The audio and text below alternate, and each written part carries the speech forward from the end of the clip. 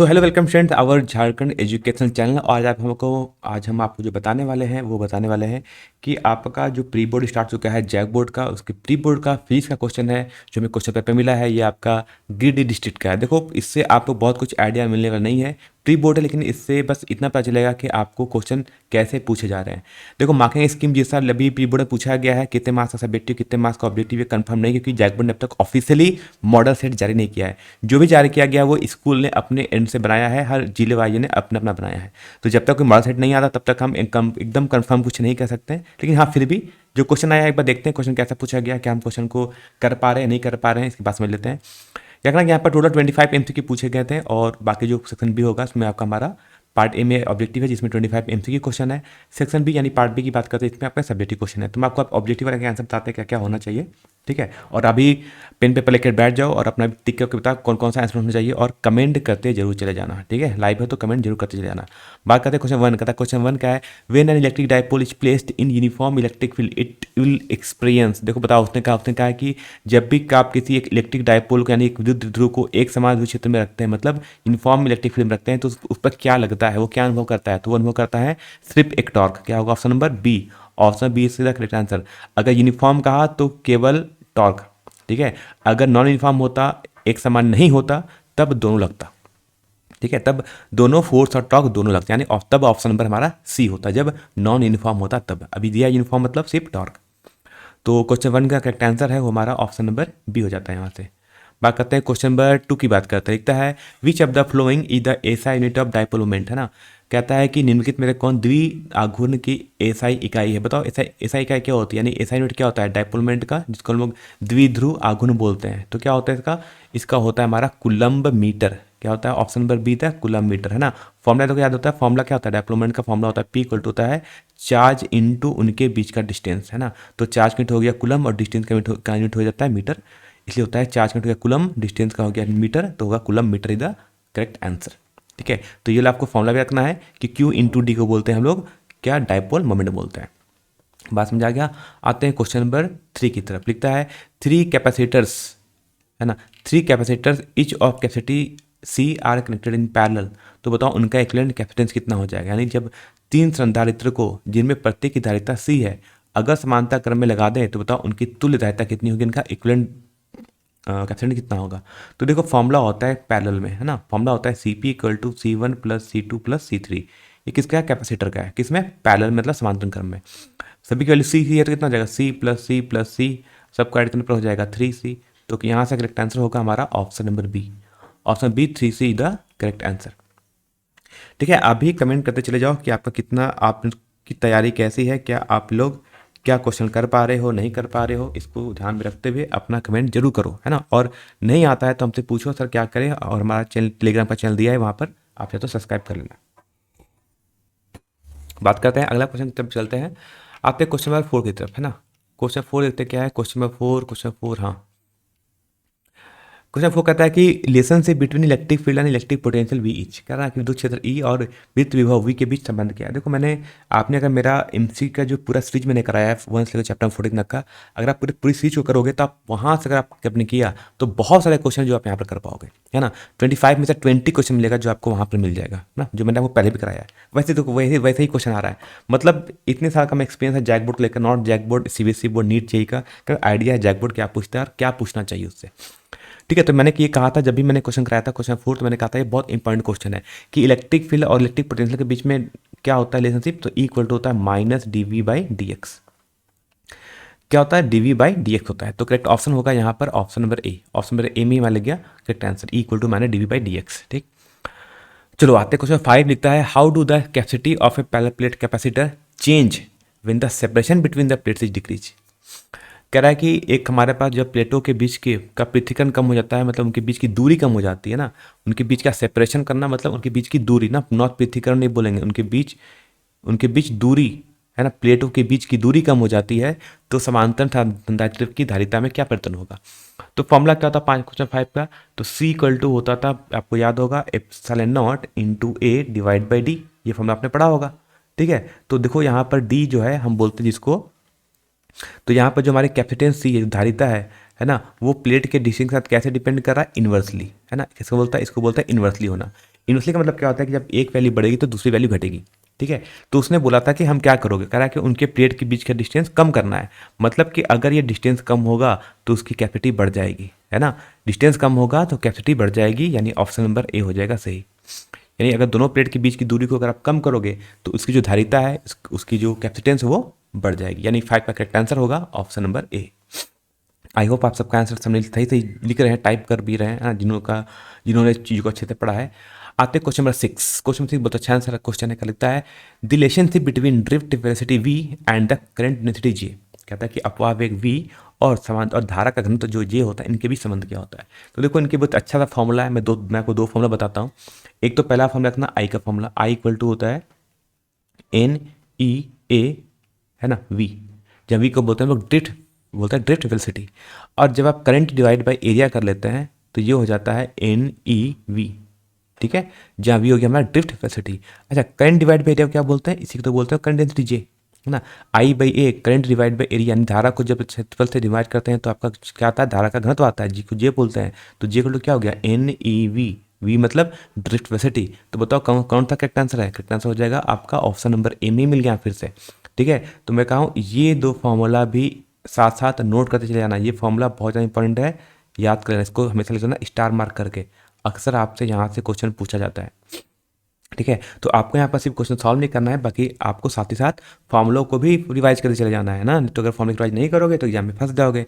तो आप जब भी क्वेश्चन सॉल्व करते हो तो उसका फॉर्मूला को भी देखते हुए चले जाना। बात करते हैं क्वेश्चन नंबर 6, जो कि हो गया है। अब चलते हैं क्वेश्चन नंबर 7 की तरफ, बढ़ते हैं आगे। तो देखते हैं क्वेश्चन नंबर 7 क्या कह रहा है। तो क्वेश्चन नंबर 7 कहता है कि magnetic field due to a toroidal solenoid is independent of. देखो अगर बात कहूँ तो यहाँ पर जो टॉरॉयडल सोलेनोइड है ये तो आपके सिलेबस का पार्ट है ही नहीं।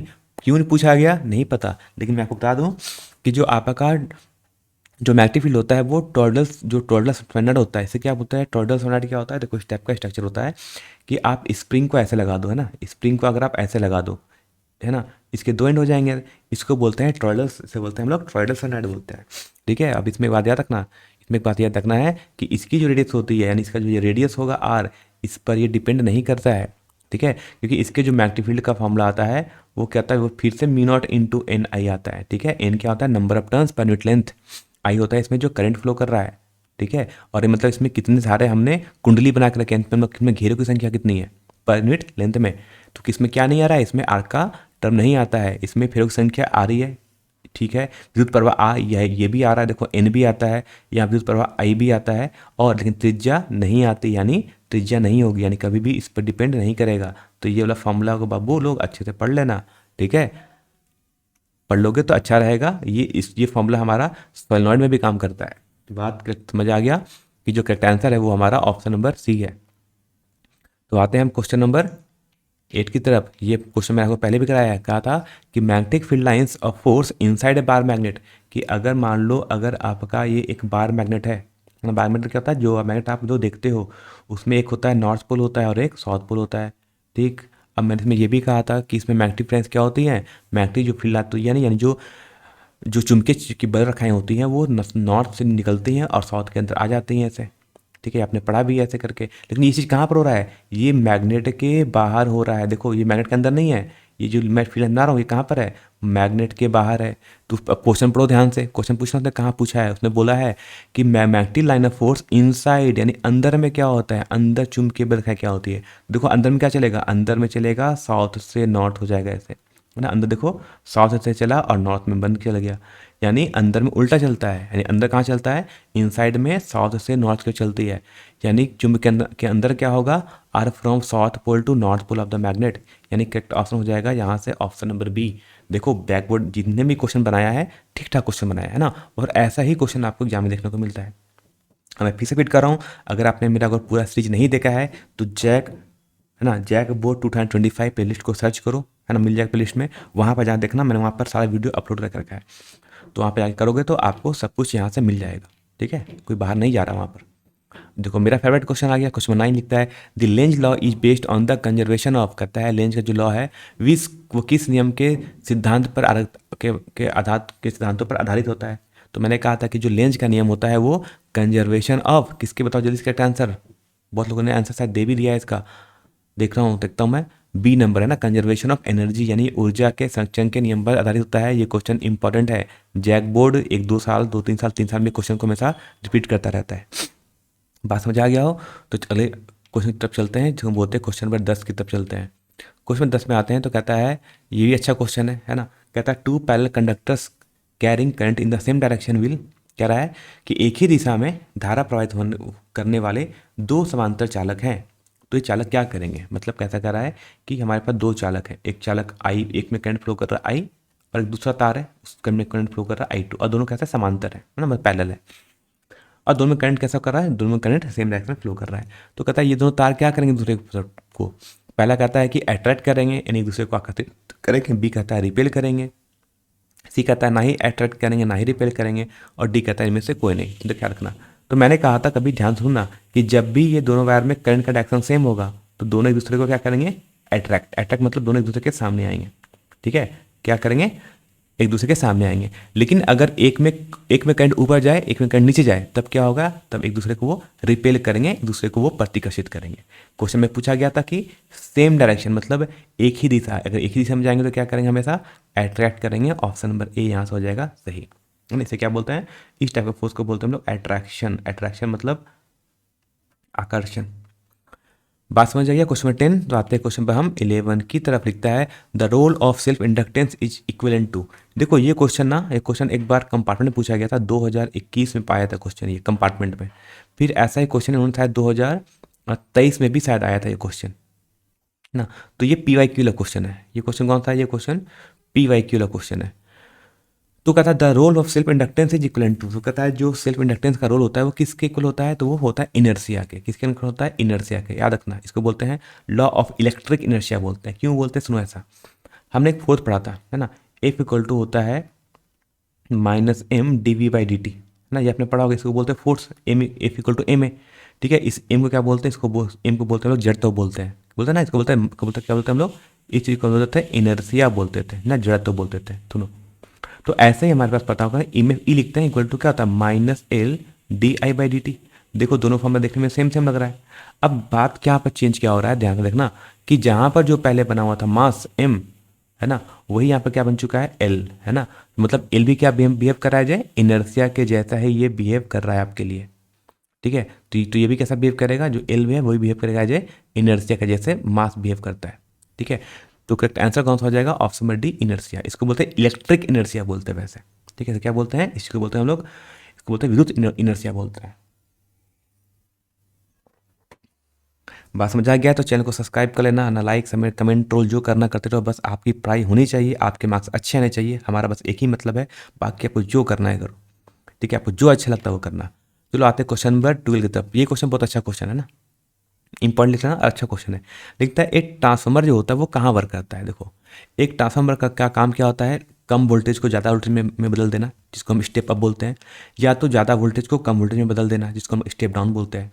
ठीक है, लेकिन ये किस टाइप का वोल्टेज होना चाहिए, AC होना चाहिए या DC होना चाहिए, या दोनों दो, या फिर ये दोनों में काम करता है। तो याद रखना, ये सिर्फ AC के लिए काम करता है, सिर्फ अल्टरनेटिंग करंट होगा तो ही काम करेगा, डायरेक्ट करंट में नहीं काम करता है, DC में काम कभी भी नहीं करेगा। ठीक है, तो कभी भी बैटरी से मत जोड़ देना, क्योंकि बैटरी से आपका कैसा करंट आता है, DC। तो बैटरी से अगर आपने जोड़ दिया ट्रांसफार्मर को तो ट्रांसफार्मर आपका काम नहीं करेगा। बात समझ आ गया, ट्रांसफार्मर आपका काम नहीं करेगा। आते क्वेश्चन पर हम 13 की तरफ चलते हैं। चलो, कहता है the phase difference between current end voltage in A AC circuit containing inductor only. कह रहा है कि केवल पृथक्त्व वाले AC परिपथ में धारा और वोल्टेज के बीच कालांतर कितना होता है। तो देखो मैंने कहा था इंडक्टर है, इंडक्टर में क्या होता है, इंडक्टर में हमारा रहता है वोल्टेज आगे और करंट रहता है पीछे। ठीक है, रहता है पीछे, और करंट कितना पीछे चलता है, करंट पीछे है, देखो ऊपर ऊपर कौन है, ऊपर हमारा वोल्टेज है, पीछे कौन है, करंट है। तो कौन आगे चल रहा है, वोल्टेज, और कितना डिग्री से, 90 डिग्री से। ठीक है, जिसको आप हम लोग π/2 भी बोलते हैं। ठीक है, तो इंडक्टर था, ये किससे खिलता है, इसको बोलते हैं इंडक्टर। इंडक्टर मतलब होता है प्रेरक तो बोलते हैं, है ना, इसे प्रेरक तक बोलते हैं इंडक्टर को। ठीक है, तो करेक्ट आंसर कौन सा होगा, करेक्ट आंसर यहाँ से देखो फिर से आपका option number A. Option number A is the correct answer, यानी क्वेश्चन नंबर 13 का करेक्ट आंसर हो गया, वो हो गया हमारा ऑप्शन नंबर ए। ठीक, चलो बात करते हैं क्वेश्चन नंबर 14 की तरफ चलते हैं, है ना, और कमेंट करने चले जाना। और बात करूँ एंड तक बने रहोगे चैनल पे तो आपको बहुत कुछ मिलेगा यहाँ पर, और बहुत अच्छे जो बच्चों ने यहाँ पर 80-90% मार्क्स लाए हैं यहाँ से पढ़ के, ऑनलाइन पढ़ के, है ना। एकदम पॉइंट टू पॉइंट बताते हैं, सही से बताते हैं, कोई कहानी नहीं, कोई बकवास नहीं, सीधी पढ़ाई की बात। क्योंकि आपका लिए टाइम बहुत इंपॉर्टेंट है, आपको इधर उधर से कुछ भी नहीं सुनना है। जो सुनना है हम आपको यहाँ पर आके टाइम टू टाइम आपको हम बताते रहेंगे। और कोई भी आपका कोई अगर सुझाव होगा तो आप हमारे टेलीग्राम ग्रुप को ज्वाइन कर लो, वहाँ पर क्वेश्चन पूछो, हम वहाँ पर आपको आंसर करते हैं। या बहुत अच्छे जो लोग हैं, जो लोग पास आउट हो चुके हैं आपके सीनियर्स में, वो लोग भी आपकी बहुत हेल्प करते हैं वहाँ पर, तो वहाँ पर जरूर ज्वाइन कर लेना, ठीक है। और जब भी काम हो तभी वहाँ पर आना, नहीं तो ग्रुप में ऐसे भी जाने की कोई खास जरूरत नहीं है। जब जब काम होगा तब आके अपने क्वेश्चन पूछना, आपको वहाँ पर आंसर मिल जाएगा करेगा। जो बात करते हैं which of the flowing electromagnetic wave is used in treatment of cancer, है ना। कहता है कि कैंसर के उपचार के लिए हम कौन सी विद्युत चुंबकीय तरंग का उपयोग करते हैं। एक्सरे का यूज करते हैं, सूक्ष्म तरंग यानी माइक्रोवेव का यूज करते हैं, रेडियो तरंग का यूज करते हैं, या फिर गामा रे का यूज करते हैं। तो आपको याद रखना होगा, हम लोग गामा रे यूज करते हैं। कौन सा यूज करते हैं? गामा रे, है ना। गामा रे का यूज करते हैं जो कैंसरस सेल होता है, जिसमें कैंसर हो जाता है, जो सेल होती है, कोशिका होती है, जो कैंसर जिसमें कैंसर हो जाता है, उसको उसको मारने के लिए हम क्या यूज करते हैं? उसको मारने के लिए हम गामा रे का हम यूज करते हैं। इस तरह से हम कैंसर सेल को हम मार सकते हैं ना, किसके लिए? ट्रीटमेंट ऑफ कैंसर में। आते क्वेश्चन नंबर 50 लिखता है which of the flowing series of hydrogen spectrum lies in the visible region of electromagnetic spectrum. कहता है हाइड्रोजन स्पेक्ट्रम की निम्नलिखित में से कौन सी श्रृंखला है जो विद्युत चुंबकीय स्पेक्ट्रम के दृश्य क्षेत्र में स्थित होता है। तो मैंने कहा था बहुत से होते हैं, देखो क्या क्या होता है। एक अल्ट्रावायलेट होता है जिसको हम बोलते हैं, अल्ट्रावायलेट को बोलते हैं पराबैंगनी। विजिबल रीजन बोलते हैं, इसको बोलते हैं दृश्य क्षेत्र बोलते हैं। एक इंफ्रारेड होता है, इसको हम लोग अवरक्त बोलते हैं, है ना। तो कह रहा है कि विजिबल में कौन होगा, तो रखना विजिबल में जो होता है उसको हम लोग बोलते हैं बार्मर सीरीज, है ना। क्या होता है? बार्मर सीरीज। जब मैं अब इसका बताऊंगा, इंपॉर्टेंट क्वेश्चन बताऊंगा इस चैप्टर का, तो वहाँ पे मैं आपको सब कुछ बता दूंगा एक्सप्लेन करके कि कौन कौन कहाँ कहाँ लाइक करता है। बात समझ आएगा? क्वेश्चन 15। तो आते क्वेश्चन नंबर 16 की तरफ। लिखता है when magnification of the mirror is found to be 1.5 the type of mirror. देखो इसका क्या मतलब है ना, m का मतलब m इक्वल टू 1.5 का क्या मतलब। देखो आपको बताता हूँ, बहुत तो बच्चों के समझ ही नहीं आया क्या कर रहा है। देखो एक तो पहली बात इसका प्लस लिखा हुआ है ना। प्लस लिखने का मतलब होता है कि इमेज कैसा बन रहा है? सीधा बन रहा है। इमेज कैसा बन रहा है? सीधा बन रहा है। और इसको मतलब ये नंबर देखो, ये नंबर कैसा है? नंबर ये एक से अगर ज़्यादा रहे, है ना, अगर ये नंबर एक से अगर ज़्यादा है तो इसका मतलब क्या है? इमेज का साइज बड़ा बनेगा, ठीक है। कैसा बनेगा? बड़ा इमेज बनेगा, ठीक। चलो बात करते हैं अब, थोड़ा सा कॉमन सेंस लगाना, काम हो जाएगा आपका। देखो उत्तल दर्पण जिसको बोलते हैं हम लोग कॉन्वेक्स मिरर, जो आपके बाइक में लगा होता है, आपके कार में साइड में मिरर लगा होता है, क्या उसमें इमेज कभी भी सीधा बनता है? तो हाँ, हमेशा उसमें सीधा इमेज बनता है, हमें दिखता भी है। लेकिन क्या उसमें इमेज हमें बड़ा दिखाई देता है? नहीं सर, उसमें तो इमेज हमें छोटा दिखाई देता है। तो यहाँ तो प्लस 1.5 दिया, एक तो ये नंबर तो एक से बड़ा है, तो कॉन्वेक्स मिरर तो होगा नहीं, क्योंकि कॉन्वेक्स मिरर से छोटा होता है। तो कॉन्वेक्स मिरर के लिए वैल्यू 1 से कम होनी चाहिए थी, तो ये तो होगा नहीं। कनके मिरर देखते हैं, चलो कनके मिरर को भी मत ध्यान मत दो, सी की बात करें प्लेन मिरर। बताओ प्लेन मिरर में प्लस होता है मतलब सीधा इमेज बनता है? तो हाँ बनता है। क्या इमेज का साइज बड़ा बनता है? क्या क्या जो आपका साइज है, क्या जो आपका साइज होगा क्या उससे बड़ा आपका इमेज बनता है? तो नहीं, सेम साइज का बनता है। सेम साइज का मतलब होता है कि ये वैल्यू 1 होनी चाहिए थी, है ना। सेम साइज का मतलब होता है कि एम की वैल्यू अगर +1 है, इसका मतलब है कि वो प्लेन मिरर है, ठीक है। तो याद रखना कि प्लेन मिरर में क्या होता है, प्लेन मिरर के लिए रखना इसकी वैल्यू +1 होती है, ठीक है। उत्तल दर्पण की वैल्यू, इसकी वैल्यू क्या होती है? इसकी वैल्यू 0 और 1 के बीच लाई करती है ना, 0 और 1 के बीच, मतलब प्लस तो होगा लेकिन एक से छोटा होगा, तभी क्या है? तभी उत्तल दर्पण है। और अवतल दर्पण के लिए होता है, अवतल दर्पण में ये केस होता है ना। अवतल दर्पण में जब आप किसी भी ऑब्जेक्ट को फोकस और पोल के बीच रख दोगे, है ना, तो इमेज कैसा बनता है? इमेज आपका सीधा बनेगा और बड़ा बनेगा, यानी जो करेक्ट ऑप्शन है वो आपका ऑप्शन नंबर बी है। और ये बहुत ज़्यादा इंपॉर्टेंट क्वेश्चन है, पढ़ लेना, है ना। इसको मैं तब लिखता हूँ वेरी वेरी इंपॉर्टेंट क्वेश्चन, अच्छा क्वेश्चन पूछा है ना। ये क्वेश्चन बीकन के मिरर में बनता है हमारा, जब एक ही केस में जब ऑब्जेक्ट कहाँ रखा होगा?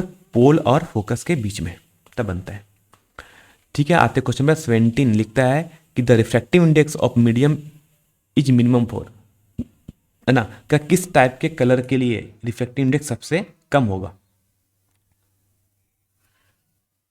तो यहाँ पर मैं आपको एक चीज़ बता दूँ, याद रखना कि जो हमारा रिफ्रैक्टिव इंडेक्स होता है ना, वो डायरेक्टली प्रोपोर्शनल होता है 1/λ के, या आप बोल सकते हो इन्वर्सली प्रोपोर्शनल टू लैम्डा होता है, ठीक। हमसे पूछा है कि रिफ्रैक्टिव इंडेक्स कम से कम हो, तो देखो रिफ्रैक्टिव इंडेक्स कम चाहिए, यानी हमें रिफ्रैक्टिव इंडेक्स को क्या करना है? रिफ्रैक्टिव इंडेक्स मानना चाहिए मिनिमम।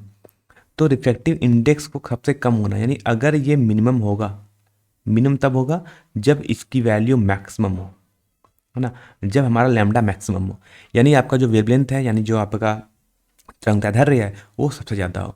तो जो लैम्डा मैक्सिमम होता है ये किसका होता है, जो लैम्डा मैक्सिमम होता है वो हमेशा किसका होता है, आपको पता होगा, रेड कलर का।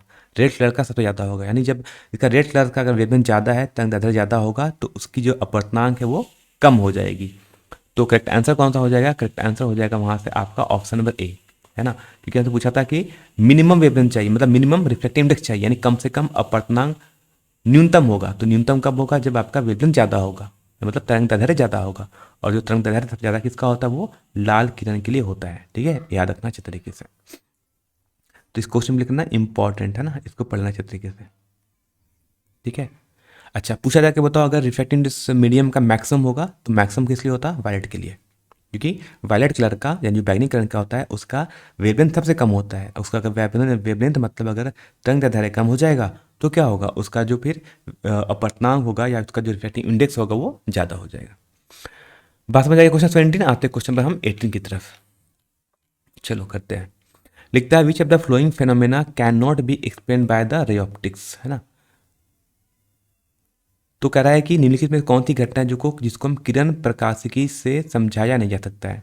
देखो हमने रे ऑप्टिक्स में क्या क्या पढ़ते हैं, हम पढ़ते हैं रिफ्रैक्शन ऑफ लाइट, प्रकाश का अपवर्तन हम पढ़ते हैं, टोटल इंटरनल रिफ्लेक्शन पूर्ण आंतरिक परिवर्तन ये भी हम पढ़ते हैं, है ना। Dispersion of light of D, dispersion मतलब प्रकाश का विक्षेपण, ये भी हम पढ़ते हैं कि जब एक लाइट प्रिज्म से गुजरती है तो वो 7 कलर में डिवाइड हो जाती है। इसको हम लोग क्या बोलते हैं, इसे बोलते हैं डिस्पर्सन ऑफ लाइट बोलते हैं, डिस्पर्सन ऑफ वाइट लाइट बोलते हैं।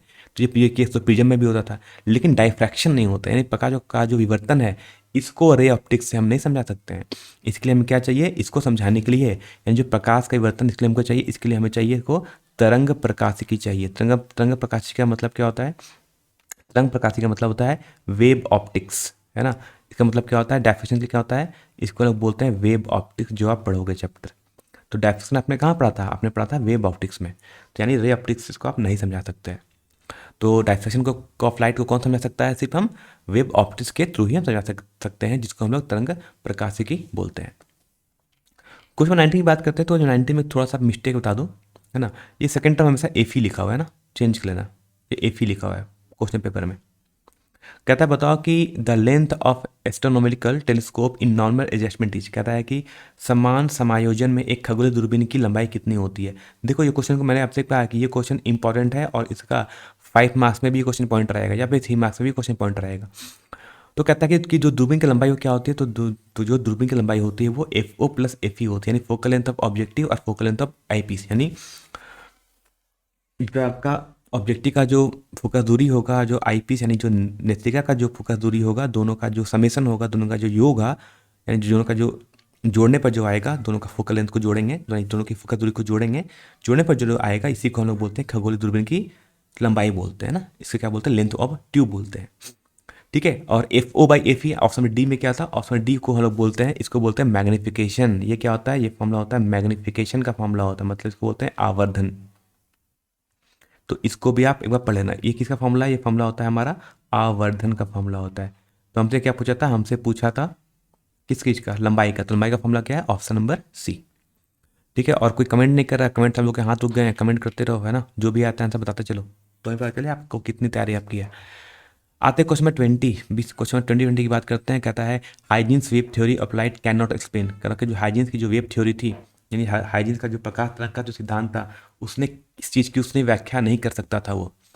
तो हाइजीन्स ने रिफ्लेक्शन ऑफ लाइट कहा था, परावर्तन को प्रूफ कर दिया था, सिद्ध कर दिया था। रिफ्लेक्शन ऑफ लाइट प्रकाश का अपवर्तन को भी उसने सिद्ध किया था। टोटल इंटरनल रिफ्लेक्शन यानी पूर्ण आंतरिक परिवर्तन, इसको भी उसने उसने एक्सप्लेन कर दिया था, यानी उसको उसने एक्सप्लेन मतलब उसकी व्याख्या कर दी थी। लेकिन फोटो इलेक्ट्रिक इफेक्ट को उसने व्याख्या नहीं कर पाया था। ठीक है, तो हाइजीन ने किसकी व्याख्या नहीं कर पाई थी, ऑप्शन डी यानी फोटो इलेक्ट्रिक इफेक्ट, यानी फोटो इलेक्ट्रिक प्रभाव, है ना, फोटो इलेक्ट्रिक, है ना, यानी इसको बोलते हैं। ठीक है, यानी फोटो इलेक्ट्रिक इफेक्ट को उसने एक्सप्लेन नहीं कर पाया था। इस चीज़ को किसने एक्सप्लेन किया था, फोटो इलेक्ट्रिक इफेक्ट को, कमेंट में बता देना, कमेंट में बताओ किसने किया था जल्दी से, है ना। क्वेश्चन बी का बताना, करेक्ट आंसर क्या, फोटो इलेक्ट्रिक इफेक्ट की व्याख्या किसने की थी, इसको किसने एक्सप्लेन किया था, कमेंट में जरूर बताना मुझे, तब देखो कितने अच्छे से पढ़ रहे हो। ठीक है, आते हैं क्वेश्चन नंबर 21। लिखता है according to de Broglie hypothesis the wavelength of matter wave is given by. तो बड़ा अच्छा सा क्वेश्चन पूछा था। ऑप्शन नंबर ए इसका सही आंसर है lambda equal to H by M B, है ना। ये फॉर्मूला है, डायरेक्टली फॉर्मूला पढ़ा है इसको आप। फॉर्मूला है, मैंने बताया पहले भी आपको बता चुका हूँ, आपने पढ़ा भी होगा। तो लैम्डा इक्वल टू वेवलेंथ जो होता है वो H by M V, M V को बोलते हैं मोमेंटम जिसको हम संवेग बोलते हैं, एम इंटू भी को बोलते हैं मोमेंटम जिसको हम लोग संवेग बोलते हैं। तो ये आपका करेक्ट आंसर होगा, फॉर्मूला बेस्ड क्वेश्चन था। आते क्वेश्चन पर हम 22 क्विज। लिखता है कि if the ratio of first orbit is R, गलत लिखा है इसने। If the ratio of first orbit, if the ratio नहीं, इसको लिखो if the ratio of first orbit is R then the ratio of second orbit क्या होगा। ठीक है, तो ये चैप्टर हमारा एटम चैप्टर का क्वेश्चन है। देखो, तो जो रेडियस होता है ना आर एन, वो डायरेक्टली प्रोपोर्शनल टू होता है एन स्क्वायर। ठीक है, कितने का होता है, directly proportional to N square होता है। ठीक, तो देखो इसको सॉल्व करते कैसे करते हैं। तो मान लो हमसे पूछा है किसके लिए, सेकेंड बोर्स ऑर्बिट के लिए पूछा है, यानी हमसे आर टू पूछा गया है। तो आर टू बाई अगर आर वन करोगे तो इक्वल टू क्या हो जाएगा, इक्वल टू जाएगा एन की जगह पुट करने पर टू, तो ये हो जाएगा, है ना। इसको लिखना होगा टू, टू का स्क्वायर, नीचे हो जाएगा क्या था वन का स्क्वायर, ये डिपेंड करता है एन पे। तो ऊपर के लिए टू था, नीचे के लिए वन हो जाएगा। तो इस सिंपलाई ऐसा हम बोल सकते हैं कि जो आर टू बाई, अच्छा देखो फर्स्ट ऑर्बिट का तो रेडियस कितना दिया है आर, तो यहाँ आर पुट कर लो, इक्वल टू टू का स्क्वायर हो जाएगा चार डिवाइड बाई वन। तो बताओ यहाँ से आर टू के लिए कितनी होगी, आर टू इक्वल टू हो जाएगा four into R, cross multiply कर लेंगे तो यहाँ मल्टीप्लाई क्या हो जाएगा, तो आर टू के लिए कितने आ गई, फोर आर के इक्वल आ गई। तो करेक्ट आंसर हो जाएगा ऑप्शन नंबर बी।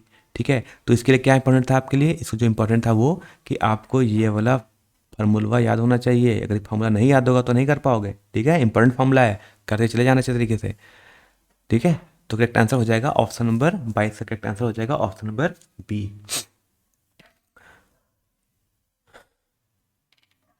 आते क्वेश्चन में 23 की तरफ चलता है। लिखता है if the forbidden energy gap of a substance is 1 electron volt, तो बताओ वो सब्सटेंस क्या है। कह रहा है कि किसी पदार्थ में निषिद्ध ऊर्जा, जिसको बोलते हैं फॉरबिडन एनर्जी गैप बोलते हैं ना, बोलते हैं निषिद्ध ऊर्जा अंतराल बोलते हैं, इसको लोग फॉरबिडन एनर्जी गैप बोलते हैं। क्या कि अगर ये 1 इलेक्ट्रॉन वोल्ट है तो बताओ ये क्या होगा, कंडक्टर होगा, मतलब चालक होगा। बी कहता है सेमी कंडक्टर अर्धचालक है। सी मतलब इंसुलेटर कुचालक, या option number D super conductor मतलब अतिचालक। तो जब अगर 1 इलेक्ट्रॉन वोल्ट के आसपास होती है तो इस टाइप के सब्सटेंस को, इस टाइप के पदार्थ को हम लोग अर्धचालक बोलते हैं। क्या बोलते हैं हम लोग, इस टाइप के पदार्थ को हम लोग अर्धचालक बोलते हैं। Option number B the correct answer. ठीक है, आते क्वेश्चन में 24। लिखता है when indium is doped in silicon as a impurity the resulting material is क्या होगा। क्या जब इंडियम को अशुद्धता के रूप में सिलिकॉन में मिलाया जाता है तो जो प्रमाणी, जो परिणामी सामग्री होगी या जो पदार्थ होगा वो क्या होगा। देखो इंडियम है ना, इंडियम का लोग इंडियम की जो वैलेंसी होती है वो कितनी होती है, वैलेंसी मतलब बोलता है संयोजकता, लिख लेना है ना। वैलेंसी मतलब संयोजकता होती है वो 3 होती है ना, इसको बोलते हैं हम लोग संयोजकता बोलते हैं, वैलेंसी। ये कितनी होती है, ये 3 होती है। यानी इस टाइप की चीज़ों को जब आप सिलिकॉन मिलाते हो तो आपको किस टाइप का सेमीकंडक्टर मिलता है, पी टाइप का। ठीक है, कैसा मिलता है, पी टाइप का। जब आप 3 वैलेंसी वाले को मिलाओगे तो वो पी टाइप बन जाएगा। 5 जिसकी वैलेंसी 5 हो, यानी जिसकी संयोजकता 5 हो, उसको मिलाओगे तो एन टाइप बन जाएगा। ठीक है, 3 और 5 याद रखना, 3 5 3 5, 3 से पी, 5 से एन। चलो आते क्वेश्चन नंबर 25। ये क्वेश्चन थोड़ा अच्छा क्वेश्चन लिखता है when a reverse bias is applied to a PN junction it raises the potential barrier, है ना। It reduces the majority carrier current to zero, lowers the potential barrier और none of this. देखो इस question को थोड़ा सा एमगेसी हो जाएगा आपको ऑप्शन नंबर ए और ऑप्शन बी को देखने में। ठीक है, कहता है when a reverse bias is applied to a PN junction it raises the potential barrier. ये सही ऑप्शन है ना, कि पोटेंशियल बैरियर जो होती है आपकी बढ़ जाती है। क्या होती है, पोटेंशियल बैरियर बढ़ जाएगा इसलिए करंट कम फ्लो करता है। लेकिन साथ साथ कहता है कि reduce the majority current carrier current to zero, कि आपकी जो मेजोरिटी जो करंट होती है वो जीरो हो जाती है। नहीं, यहाँ पर रिवर्स करंट फ्लो करने लगता है, होता है ना, जो कि फ्लो करता है माइनॉरिटी चार्ज कैरियर के कारण। तो इसका जो ऐसे करेक्ट आंसर होना चाहिए वो आपका ऑप्शन नंबर ए होना चाहिए। ठीक है, फिर बहुत लोगों को डाउट हो कि सर बी भी सकता है, लेकिन ए इज द करेक्ट आंसर। ठीक है, बस याद रखना एग्जाम में इस टाइप के क्वेश्चन नहीं पूछे जाते। एग्जाम में जो ऑप्शन रहेगा चारों ऑप्शन एकदम डिफरेंट रहेंगे, है ना। जो करेक्ट आंसर होगा वो सही से रहेगा। ऐसा नहीं होगा कि 2 ऑप्शन में एक ये हो सकता है या ये हो सकता है। ऐसे क्वेश्चन कभी भी एग्जाम में नहीं पूछे जाते हैं।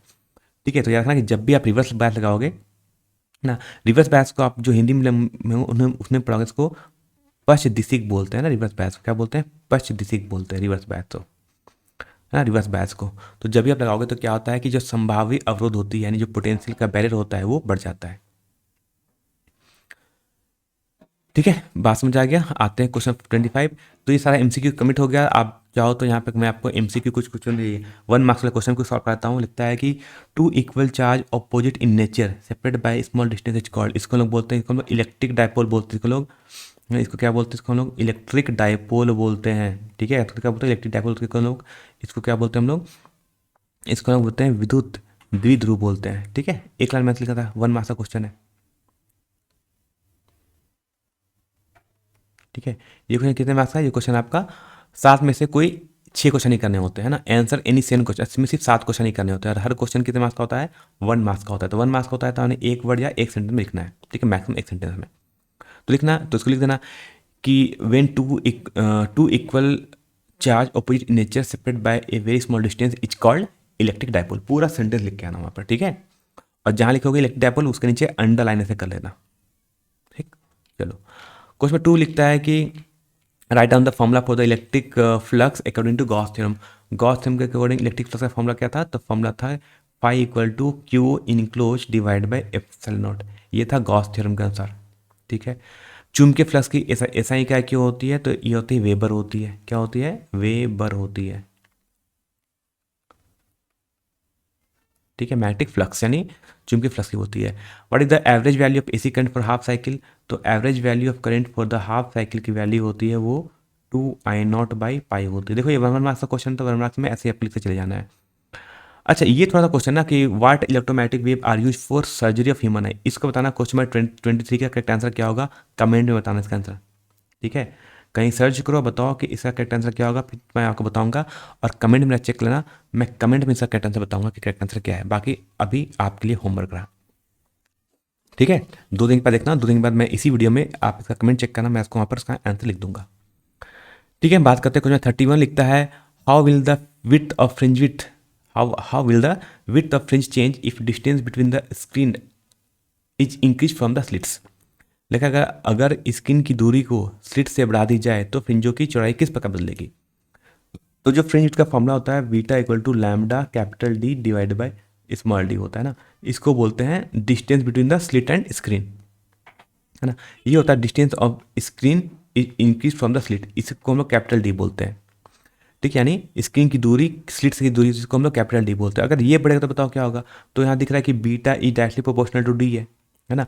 अगर डिस्टेंस बढ़ेगा तो फ्रिंज विड्थ बढ़ जाएगा, यानी क्या बोलेगा? बढ़ जाएगा, है ना। अगर दूरी बढ़ाओगे तो फ्रिंज विड्थ भी बढ़ जाएगी। क्या बढ़ जाएगी? फ्रिंजों की चौड़ाई बढ़ जाएगी, यानी फ्रिंज विड्थ बढ़ जाएगा। तो बोलेंगे how with the fringe width change? तो फ्रिंज विड्थ बढ़ जाएगी, फ्रिंज विड्थ इंक्रीज। क्या करेगा? फ्रिंज विड्थ बढ़ जाएगा ऐसे। ठीक है, इंक्रीज कर जाएगा। डिफाइंड थ्रेशोल्ड फ्रीक्वेंसी, है ना। थ्रेशोल्ड फ्रीक्वेंसी क्या होती है? इसके बारे में आपको डिफाइन कर लेना, एक लाइन में डिफाइन करना है। Write down any 2 properties of nuclear force. Nuclear force क्या होता है? देखना कि ये फोर्स कहाँ लगता है? सिर्फ न्यूक्लियस के अंदर लगता है, पहली बात, है ना। ये कहाँ लगता है? न्यूक्लियस के अंदर लगता है। और दूसरी बात, ये चार्ज इंडिपेंडेंट होता है, यानी ये चार्ज पर निर्भर नहीं करता है ना, क्योंकि न्यूट्रॉन में कोई चार्ज नहीं होता है, फिर भी ये फोर्स लगता है। एक और पॉइंट लिखना, ये शॉर्ट रेंज फोर्स होता है, यानी ये बहुत कम दूरी के लिए ही लगता है, यानी ये बहुत ही कम दूरी पर ही ये फोर्स लगता है, ऐसा। वर्ड में डिप्लीशन लेयर। डिप्लीशन लेयर क्या होता है? जो जब हम पीएन जंक्शन बनाते हैं, जब पीएन जंक्शन हम बनाते हैं तो जंक्शन के बीच एक लेयर बन जाता है, जिसको हम लोग डिप्लीशन लेयर बोलते हैं, है ना। पीएन मतलब जंक्शन, जहाँ पर दोनों जॉइंट होगा वहाँ पर जहाँ पर एक लेयर बन जाएगी, इसको हम लोग डिप्लीशन लेयर बोलते हैं ना। क्या बोलते हैं इसको लोग? डिप्लीशन लेयर बोलते हैं, इसको हम लोग अवक्षय परत बोलते हैं। बस हो जाएगा। बाकी कोई क्वेश्चन है मैं आपको यहाँ करा नहीं रहा हूँ क्योंकि टाइम नहीं हमारे पास इतना करने का। बाकी क्वेश्चन का मैं आपको कुछ कुछ मेरे करा दूंगा बाद में। ठीक है, तो ये वाला फॉर्मूला पढ़ लेना। ऐसे तरीके से फॉर्मूला कुछ खास नहीं था। इसमें आपको टॉक निकालना है, एंगल तो दिया है, तो टॉक का फॉर्मूला होता है, टॉक इक्वल टू फॉर्म होता है पी ई साइन थीटा, है ना। पी ई साइन थीटा होगा, डायरेक्टली फॉर्मूला लगाना, न्यूमेरिकल बन जाएगा। ठीक है, पी ये गिवन है, ये पी की वैल्यू है, ये ई की वैल्यू है, थीटा में दिया 30 डिग्री, सब दिया है। पहले पुट करो, आंसर आ जाएगा। ठीक है, 36 नंबर की बात करते हैं। 36 में लिखते हैं क्या पूछा था हमने? किरचॉफ का लॉ पूछा है ना। किरचॉफ का 2 लॉ पूछा है, मैंने आपको बताया था इंपॉर्टेंट, दोनों लॉ इंपॉर्टेंट है। कौन कौन सा लॉ? एक जंक्शन लॉ और एक लूप लॉ ना, जिसके करंट लॉ एक वोल्टेज लॉ बोलते हैं। और दोनों किस रूल्स को जस्टिफाई करते हैं? मैंने बताया था, कहा था कि एक जंक्शन लॉ होता है वो कंजर्वेशन ऑफ चार्ज यानी आवेश के संरक्षण को फुलफिल करता है, और जो हमारा लूप लॉ होता है वो कंजर्वेशन ऑफ एनर्जी मतलब ऊर्जा के संरक्षण नियम को फुलफिल करता है। एम्पियर का नियम बताइए। और एक चुंबकीय क्षेत्र, एक मैग्नेटिक फील्ड इंड्यूस इनसाइड है सोलेनोइड के अंदर कितना मैग्नेटिक फील्ड होता है इसका प्रूफ कीजिए। तो इसका प्रूफ आपको ये करना था B equal to mu naught into n I. वैसे क्वेश्चन आना नहीं चाहिए क्योंकि आई थिंक कि सिलेबस से हट चुका है, आपको सिर्फ इसका फॉर्मूला पूछा जाना चाहिए, इसका प्रूफ नहीं आना चाहिए। दे दिया तो कोई बात नहीं, कर लेंगे। ठीक है, तो और जो क्वेश्चन देखा सेल्फ इंडक्शन क्या होता है, क्वेश्चन को पढ़ते चले जाओ और अपने कॉपी में टिक करते चले जाओ ना, इसमें जो दिख रहा है इसको पढ़ते चले जाओ, टिक करते चले जाओ। ठीक है, मैंने आपको कहा था कि एवरेज वैल्यू पूछा जाता है, इसमें एवरेज देखो उन्होंने पूछ कर रखा है एवरेज वैल्यू है ना, इसका प्रूफ पूछा जाए हाफ साइकिल के लिए एवरेज वैल्यू का। मैंने कहा था एवरेज वैल्यू और आरएमएस दोनों पूछा जाएगा, इसने क्या पूछा है एवरेज वैल्यू। ठीक, और उसने पूछा है कि रूट मीन स्क्वायर पूछा है कितनी मिलेगी, ये आई नॉट है। तो आई आर एम एस का फॉर्मूला क्या होता है, I R M S equal to हो जाएगा है ना, रूट मीन स्क्वायर पूछा है तो ये 3√2 होता है, ये होता है हमारा मैक्सिमम वैल्यू होती है 3√2 डिवाइड कर √2 से डिवाइड कर देना, आंसर आ जाएगा 3 एम्पियर ना। तो यहाँ पे the root mean square value हो जाएगी इसकी, तो इसका आंसर भी आ जाएगा। रदरफोर्ड का अल्फा पार्टिकल एक्सपेरिमेंट था, उन्होंने क्या क्या कंक्लूजन निकाला था इसके बारे में आपको व्याख्या करना है, 3 पॉइंट लिख देना बस काम हो जाएगा यहाँ पे। ठीक है, फॉरवर्ड बैच क्या होता है, रिवर्स बैच क्या होता है ना, यानी इसको बोलते हैं अगर दिशिक और पक्ष दिशिक बाइसिंग बोलते हैं। और दोनों का ग्राफ बना देना, ग्राफ कैसा बनता है, ग्राफ ये वाला ग्राफ देखो कैसा ग्राफ बनता है, इसे बोलते हैं फॉरवर्ड बैच और इसको बोलते हैं रिवर्स बैच, ये वाला ग्राफ बना देना। ठीक है, हो जाएगा काम। तो बहुत खास क्वेश्चन, ठीक है ना। डोपिंग से आप क्या समझते हो, जब आप एक प्योर सेमीकंडक्टर में आप एन टाइप या आप ट्राइवेलेंट या पेंटावेलेंट आप एटम को मिलाते हो तो जो आपका परिणामी जो आपका सेमीकंडक्टर बनेगा उसको हम लोग क्या बोलते हैं, इस प्रक्रिया को हम लोग डोपिंग बोलते हैं ना। और 2 टाइप के होते हैं, पी टाइप राइट, हम 2 डिफरेंस बिटवीन पी टाइप और एन टाइप क्या होते हैं आपको बता देंगे क्या क्या, बाकी अपने नोट से पढ़ते चले जाओ आगे। मेरा मकसद है कि आपको क्वेश्चन पता होना चाहिए, क्वेश्चन क्या क्या पूछा जा रहा है, बस इतना ही। देखते देखो यहाँ देख लो क्या क्या पूछा इन्होंने। इलेक्ट्रिक फील्ड है ना, ये पहला इंपॉर्टेंट क्वेश्चन है, ये तो मैंने भी आपको बताया ये इंपॉर्टेंट क्वेश्चन था, 5 मार्क्स के लिए इंपॉर्टेंट क्वेश्चन है। ठीक है, इलेक्ट्रिक फील्ड फाइंड करना है एक डायपोल के लिए ना, कहाँ पर, उसके एक्सेल लाइन पर, प्रूफ पढ़ लेना। 44 करता है electric explain the circuit diagram of parallel combination of identical cell. ये इसका चांस कम है आने का। देखो जब तक जैकबोर्ड का मॉडल सेट नहीं आएगा तब तक आप एकदम कंफर्म नहीं बोल सकते कौन सा क्वेश्चन आ सकता नहीं आ सकता। ठीक है, इसका भी मैंने आपको साथ प्रूफ कराया है, इसका सिर्फ आपको एक सर्किट डायग्राम बनाना है, उसको सिर्फ प्रूफ करना है इन शॉर्ट में। ठीक है, और लिखा है कि करंट कब मैक्सिमम फ्लो करता है, तो करंट फ्लो जब मैक्सिमम तब करता है जब एक्सटर्नल रेजिस्टेंस की वैल्यू 0 हो जाती है ना, तब ये तब मैक्सिमम करंट फ्लो करता है। तो करंट तब जब सबसे ज़्यादा होगा जब आपका है ना, जब इंटरनल रेजिस्टेंस कितना हो जाए, जब बाहर का जो रेजिस्टेंस लगाता है वो 0 हो जाए। ठीक, ये वाला फॉर्मूला पूछा गया है, इसका प्रूफ पूछा गया, कौन सा प्रूफ, ये पीला प्रूफ पूछा गया, B equal to mu naught into I R square divide by 2 into कुछ R square plus x square to power 3/2 होते हैं ना, कुछ ऐसे फॉर्मूला है। ठीक है, कुछ ऐसे कुछ फॉर्मूला है, इसका पे प्रूफ पूछा गया, इसको हम करवा देंगे अच्छे तरीके से। ठीक है, टेंशन मत लेना। देखो मैंने आपको लेंथ पे का फॉर्मूला बताया था कि इसका बहुत ज़्यादा इंपॉर्टेंट रहेगा, तो इन्होंने पूछ भी लिया है, मैंने भी कहा था कि इंपॉर्टेंट है, आपको बताया भी था पहले भी, तो उन्होंने पूछा भी दिया है। ठीक है, प्रूफ ऑफ स्नेल्स लॉ है ना, रिफ्रैक्शन को प्रूफ करना है, मैंने इसमें भी कहा था कि आपका वेव ऑप्टिक्स में आकर बताऊंगा तो बताऊंगा कि इसमें ये टॉपिक इंपॉर्टेंट होता है। तो 2 पढ़ते हैं, एक होता है रिफ्लेक्शन, एक होता है रिफ्रैक्शन। तो उन्होंने रिफ्रैक्शन लिखा है लेकिन रिफ्लेक्शन भी इंपॉर्टेंट है, तो इसको पढ़ लेना अच्छे तरीके से, और इसके बेसिस पे आपको स्नेल्स लॉ को प्रूफ करना है ना। यानी क्या प्रूफ करना था, sine I divide by sine R equal to mu. ठीक है, तो ये जो बातें थी जो आपको पढ़ना था मैंने कर दिया, बता आप पढ़ लेना। और हमारा वेबसाइट को आप चाहो तो ज्वाइन कर लो, इसका नाम है झार.edu.in है ना, वहाँ पर मैं आपको सारा PDF मिल जाएगा। तो PDF के लिए कहाँ जाना है आपको, झार.edu.in पे जाना है, और आपको हम जो भी बताते हैं सबका PDF आपको यहाँ पर मिल जाएगा। ठीक है, तो ठीक है, हम इतना ही मिलते हैं, बाकी हम लोग नेक्स्ट वीडियो में मिलेंगे और आपको हम जल्दी जल्दी सारे चैप्टर के इंपॉर्टेंट क्वेश्चन बता देंगे क्या क्या पढ़ना है, और फिर हम उसका स्टार्ट करेंगे पूरा डिटेल लेक्चर यानी वन शॉट रिवीजन में। ठीक है, तब तक के चैनल को सब्सक्राइब कर दो, और ऐसे बच्चों तक जरूर शेयर करो जिन्होंने ट्यूशन नहीं किया है, नहीं पढ़ पाए हो, जहाँ तक उनको ऐसी सुविधा नहीं मिल पाई हो, तो उनको एटलीस्ट उन तक तो ये चैनल जरूर जाना चाहिए ताकि वो अपनी पढ़ाई अच्छी तरीके से कर सके, अच्छा रिजल्ट उनका आ सके।